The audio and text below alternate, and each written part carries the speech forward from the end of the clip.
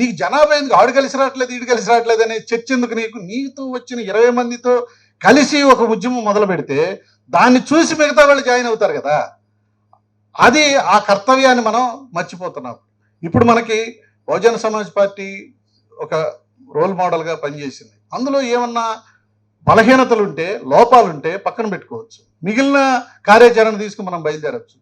ఇప్పుడు వీసీకే వచ్చింది తిరుమావలవన్ గారు, తమిళనాడులో ఫోరెన్సిక్ డిపార్ట్మెంట్ సైంటిస్ట్గా పనిచేస్తూ రిజైన్ చేసి మహారాష్ట్రలో ఉన్న దళిత్ పాంథర్స్ పార్టీని అక్కడికి తీసుకెళ్ళి దళిత్ పాంథర్స్ తరఫున వాళ్ళు 10 సంవత్సరాలు ఎలక్షన్ బాయ్కాట్ చేశారు. 10 సంవత్సరాలు ఎలక్షన్ బాయ్కాట్ చేసి ఎవరు వీళ్ళ మీద దాడి చేస్తే వాడిని చంపేశారు, ఎవరు వీళ్ళ మీద కొడితే వాడిని కొట్టారు, ఎవరు మన పిల్లల్ని రేప్ చేస్తే వాడి మీద పోయి వీళ్ళు దాడి చేశారు. అట్లా హిట్ బ్యాక్ అని ఒక స్లోగన్ ఇచ్చాడు ఆయన. ఆ తర్వాత మళ్ళీ ప్రజలే ఈయన్ని డిమాండ్ చేశారు, నువ్వు ఎలక్షన్లు ఎందుకు పోటీ చేయవని. ఎలక్షన్లు ఎందుకు పోటీ చేయవని అన్నప్పుడు ప్రజలు చెప్పిన విషయాన్ని ఈయన ఆకలింపు చేసుకుని అది స్వీకరించి వీసీకే పార్టీ పెట్టిన తర్వాత ఇప్పుడు ఆయన 3వ సారి ఎంపీ అయ్యాడు. ఇప్పుడు 2 ఎంపీలు 4 ఎమ్మెల్యేలు అక్కడ ఉన్నారు.